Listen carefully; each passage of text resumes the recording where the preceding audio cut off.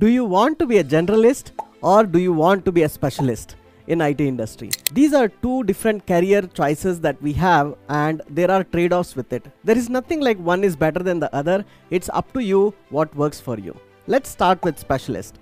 When you become a specialist, you are learning about a particular technology or a platform, and you are betting your career on that particular technology and platform. The examples like SAP consultants, the DBA for a particular database, mobile application development, especially you are choosing, say, I'm only Android or an iOS developer, or a web application developer but with tied to a particular framework. This is a specialist role. Now in specialist role, the learning curve is small because you are ramping up on a certain technology and a framework, and you are only applying for those jobs.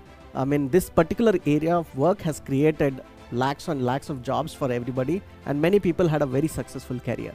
After you spend, say, 10-15 years in this particular technology or a stack, eventually you start getting into the leadership role or a management role, and at that time you are more on a management side, business development side, managing the people, managing the project execution, and at that time you slowly start becoming a generalist, because now your skills are more moving towards the business side and not to a specific technology.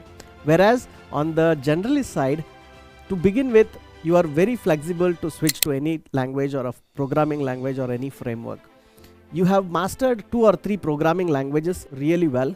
You have a strong grip on computer science fundamentals. You have a strong grip on data structures and algorithms. You are an amazing problem solver. And you have the flexibility or ability to switch to any new platform or language in a month or 2. In companies like Microsoft where I worked, I have seen engineers switch to different language and framework in a month or 2, and I have seen their career spanning across writing code in C, C++, moving on to C#, then getting on to JavaScript and React. It's up to you what kind of career path you want to choose and what kind of learning curve you want to have in your life. This is the perspective about these two choices. I hope this helps.